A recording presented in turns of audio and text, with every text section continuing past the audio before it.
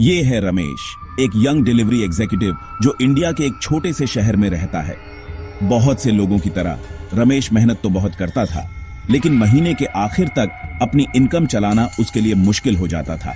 Bills, किराया, घर का सामान और अचानक आए मेडिकल खर्चे तीसरे हफ्ते तक उसका वॉलेट खाली कर देते थे। वो फिजूल खर्च नहीं था, बस फाइनेंशियली तंगी रहती थी। एक दिन उसे सोशल मीडिया पर एक एड दिखा, आरएस वॉच 000 तुरंत पाएं, कोई पेपर वर्क नहीं, कोई सवाल नहीं। ऑफर के लालच में आकर उसने क्लिक कर दिया। कुछ ही मिनट्स में उसके अकाउंट में आरएस वॉच 000 आ गए एक पेडे लोन ऐप से। उसे बस 15 दिनों में आरएस वॉच 800 चुकाने थे। ये आसान लग रहा था, लेकिन जब पेडे आया रमेश के पास फिर पैसे कम पड़ गए। वो आरएस वॉच 800 नहीं चुका पाया। ऐप ने एक सोल्यूशन दिया, अपना लोन एक्सटेंड करें, अभी बस RS1 000 पे करें। मजबूरी में वो मान गया। इसके बाद जो हुआ वो एक बुरे सपने जैसा था। इंटरेस्ट बढ़ता चला गया। RS वॉच 800 के RS7 000 हो गए, फिर RS9 000 और कुछ ही हफ्तों में RS2 000। रिकवरी एजेंट्स के डेली कॉल्स आने लगे। कुछ प्यार से बात करते तो कुछ धमकाते थे। रमेश की मेंटल हेल्थ बिगड़ने लगी। उसके दोस्त उससे दूर होने लगे।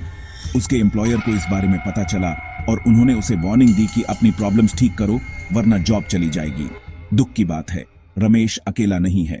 पेडे लोन्स क्या होते हैं? पेडे लोन्स बहुत हाई इंटरेस्ट रेट्स वाले शॉर्ट टर्म लोन्स होते हैं। इन्हें ऐसे मार्केट किया जाता है कि इनसे जल्दी कैश मिल जाता है, बिना क्रेडिट चेक या पेपर वर्क के। ये लोन्स आमतौर पर आपकी अगली पेडे पर ड्यू होते हैं, इसीलिए इनका नाम पेडे लोन है। लेकिन हाई फीस और कम रिपेमेंट टाइम की वजह से ज्यादातर लोग टाइम पर रिपे नहीं कर पाते। इससे रोल ओवर्स और कंपाउंड इंटरेस्ट का चक्कर शुरू होता है और लोग कर्ज के जाल में फंस जाते हैं। पिछले कुछ सालों में बाय नाउ पे लेटर और क्रेडिट एप्स की इंडियन मार्केट में बाढ़ आ गई है। ये platforms instant loans, credit cards और EMIs तो ऑफर करते हैं, लेकिन फाइन प्रिंट छोटी छोटी शर्तें नहीं बताते।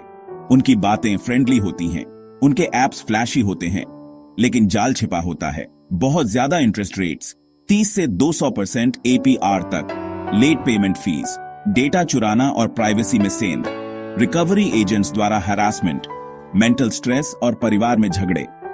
जो लोग पेचेक टू पेचेक जीते हैं उनके लिए ये एप्स एक लाइफलाइन सहारे जैसे लगते हैं, लेकिन असल में ये अक्सर गले का फंदा बन जाते हैं। पेडे लोन्स और इजी क्रेडिट आपकी इमोशंस का फायदा उठाते हैं। डर, जल्दी और शर्म। काम पर जाने के लिए बाइक ठीक करानी है, क्विक लोन ले लो। घर का सामान खरीदने में दिक्कत हो रही है, टैप करो और RS3 000 अभी पाओ। वीकेंड पर बच्चों को बाहर घुमाने ले जाना है, टेंशन मत लो, बाद में पे कर देना। सुनने में तो ये हेल्पफुल लगता है, लेकिन ये निर्भरता, डिपेंडेंसी की आदत डालता है। असली प्रॉब्लम को सॉल्व करने के बजाय, जैसे बजटिंग, सेविंग्स या इमरजेंसी फंड्स की कमी, ये टूल स्टेबिलिटी का एक खतरनाक धोखा देते हैं। चलिए एक एग्जाम्पल से समझते हैं। अगर आप 30% मंथली इंटरेस्ट रेट पर RS10 000 लेते हैं और उसे 3 महीने तक रोल ओवर करते हैं, तो आपको टोटल RS9 000 से ज्यादा चुकाने पड़ सकते हैं, यानी RS9 000 ज्यादा सिर्फ क्विक मनी की कन्वीनियंस के लिए। क्या ये वर्थ इट है? पेडे लोन्स और इजी क्रेडिट के जाल से बचने के लिए ये स्टेप्स हैं। हर रुपये का हिसाब रखें, जाने कि आपका पैसा कहां जाता है।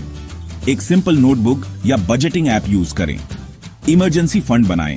हर महीने सिर्फ RS100 RS1 000 से शुरू करें। कम से कम 3 महीने के खर्चों जितना फंड बनाएं। अनवेरिफाइड एप्स को ना कहें। रिव्यूज, RBI रजिस्ट्रेशन और ऐप क्या परमिशंस मांग रहा है, ये चेक किए बिना कभी भी फाइनेंशियल एप्स डाउनलोड ना करें। नॉन एसेंशियल्स, गैर जरूरी चीजों के लिए बाय नाउ पे लेटर से बचें। अगर आप आज अफोर्ड नहीं कर सकते तो शायद आपको अभी उसकी जरूरत नहीं है। लोन लेने से पहले किसी से बात करें। कोई दोस्त, फैमिली मेंबर या फाइनेंशियल एडवाइजर आपको सेकंड ओपिनियन दे सकता है। रिजर्व बैंक ऑफ इंडिया पहले ही अनरेगुलेटेड लोन एप्स के खिलाफ वार्निंग्स जारी कर चुका है। कई केसेस में ये एप्स पर्सनल डेटा, फोटोज और कॉन्टैक्ट लिस्ट्स चुरा लेते हैं। कुछ एप्स ने तो हैरासमेंट की वजह से लोगों को गलत कदम उठाने पर भी मजबूर किया है। पेडे लोन्स और इजी क्रेडिट एक सोल्यूशन की तरह लग सकते हैं, लेकिन असल में ये शॉर्ट टर्म फिक्स हैं जिनसे लॉन्ग टर्म में तकलीफ होती है। फाइनेंशियल फ्रीडम का असली रास्ता इंस्टेंट कैश में नहीं, बल्कि स्मार्ट मनी हैबिट्स में है। बजटिंग, सेविंग और अपनी आमदनी से कम खर्च करना, जैसा कि आखिर में रमेश ने किया। उसने सारे लोन ऐप्स डिलीट कर दिए, एक दोस्त से बिना इंटरेस्ट के RS 5000 उधार लिए और नई शुरुआत की। यह आसान नहीं था, लेकिन यह ईमानदारी का रास्ता था। आज उस पर कोई लोन नहीं है, एक बढ़ता हुआ सेविंग्स अकाउंट है और मन की शांति है। शॉर्टकट आकर्षक लग सकता है, लेकिन डिसिप्लिन का लंबा रास्ता ही असली वेल्थ तक ले जाता है। Thanks for watching. Please like, share and subscribe my channel Growing Minds Through Stories.